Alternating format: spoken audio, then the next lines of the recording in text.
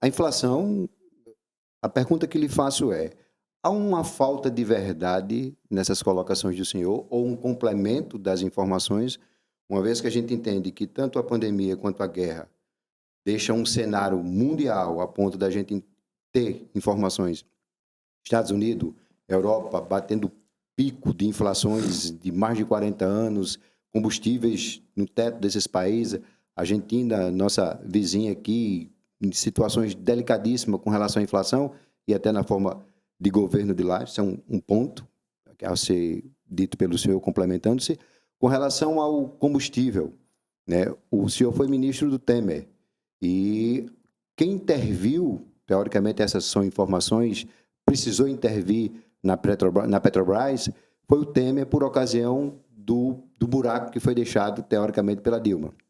Aproximadamente quase 900 bilhões de reais foram o rombo deixado na Petrobras, que foi preciso haver uma intervenção, inclusive mudando a política de preço, e que isso, naturalmente, deságua num aumento substancial, tendo em vista que o petróleo acabou que regindo essa situação. E talvez o senhor consiga explicar melhor essa situação, porque esteve lá dentro, conhece muito bem essa temática.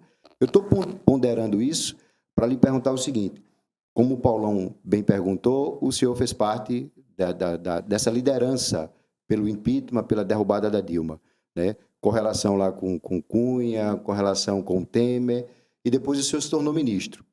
Outra pergunta que lhe faço: o senhor se tornou ministro por essa liderança política, por derrubar a Dilma, ou pela capacidade técnica? E técnica não necessariamente pela profissão, mas pela capacidade de desenvolver um serviço.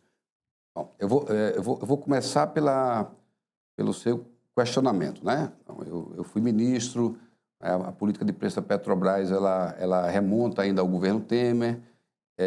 Isso tudo é verdade e tudo que você falou é verdade. A inflação ela pode ser controlada ou não, né? A política de preço, seguindo as normas do mercado internacional, ela pode ser boa em determinado momento ou não. Nesse momento em que nós estamos vivendo, de pandemia, de guerra, né, com uma escalada gigantesca do preço do combustível, porque na época do Temer, nós tivemos uma reversão desse quadro. Então, né, houve a criação do teto de gastos, né, a reformulação da lei das estatais. Isso deu credibilidade e deu possibilidade do presidente, né, apostar na política do preço internacional, porque realmente é muito caro, né? O preço que se paga para se baixar artificialmente preço de combustível é gigantesco, né, para os estados e para o consumidor, né? Então, eu defendo que haja uma flexibilidade. O que eu não defendo é o que o Bolsonaro faz. Ele reclama do preço, mas a Petrobras ele intervém quando quer, bota quem quer, tira quem quer, mas não intervém na política. E Não intervém na pode, política? Pode, claro que ele pode intervir. O maior acionista da Petrobras é a União. mas Ele o muda o conselho não presidente. intervém? Sim, mas o conselho que bota tira ele. Ele já fez isso 3 ou 4 vezes agora nesse Não, governo. coloca o presidente. Coloca o presidente, coloca o conselho e define a política. Mas eu não estou dizendo que a política está errada, não. É que há momentos em que você pode adotar essa política, né, e há momentos em que você pode adotar outra política. É por isso que eu sou um homem que me considero de centro. Há momentos em que você precisa de mais Estado, há momentos em que você pode ser mais liberal, né? Em relação é por isso que eu não me contradisse, né? Eu disse que ele não se equivocou na política quando começou o governo em manter a política, mas ele poderia, em decorrência da pandemia, da guerra, da inflação que já se mostrava em crescimento, e ter efetivamente feito e executado o que ele defendia na televisão. E que, ao final das contas, ele jogou a conta para os governos do Estado e, em consequência, para a população. Ou seja, nós estamos subsidiando a educação, a saúde, né, está subsidiando o barateamento artificial do combustível quando se podia mudar a política lá em cima. Só isso. E em relação bom, eu não fui ministro em decorrência do impeachment. Na verdade, eu fui convidado para ser ministro, né, para votar contra o impeachment. Fui convidado pelo governo do PT, né, para ser ministro de Minas e Energia, né, ainda para segurar o partido, o PL, né, contra o impeachment.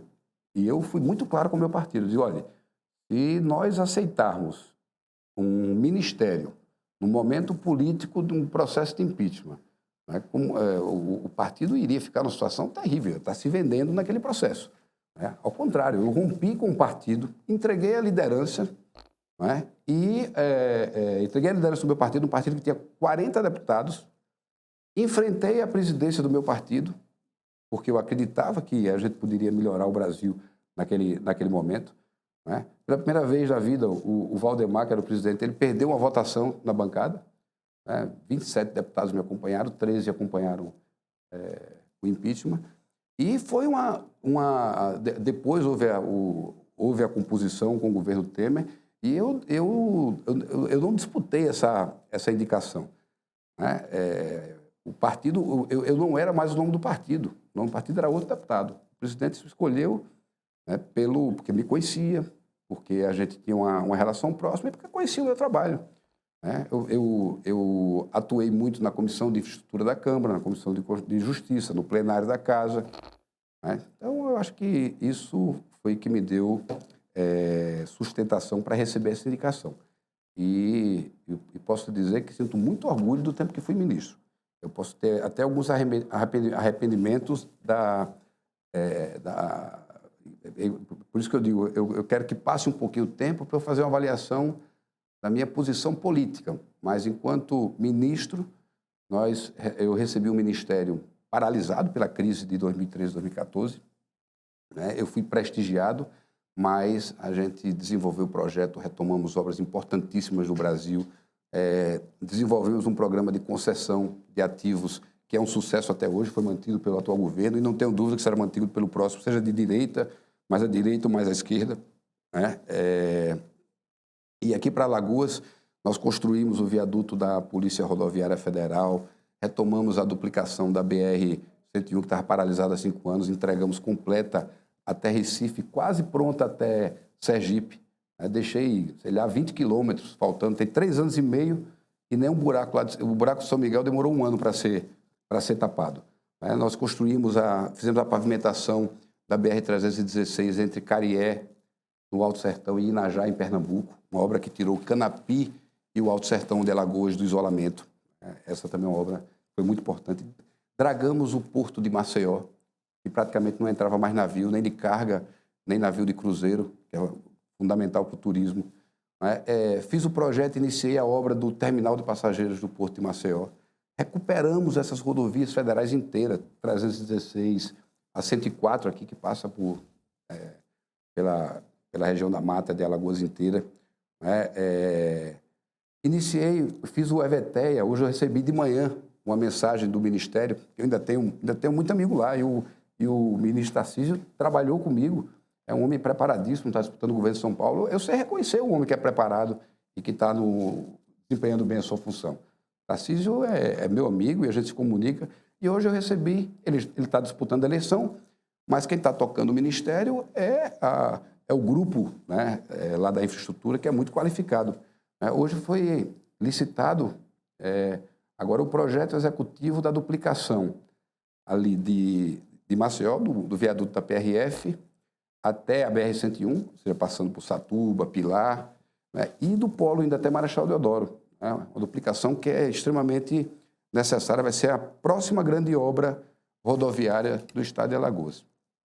Então, eu saí do Ministério, graças a Deus, sobre aplausos do setor da aviação civil, do setor portuário, rodoviário, né, e reconhecido pelos meus pares no Congresso, pelo Presidente da República e pelo meu Estado.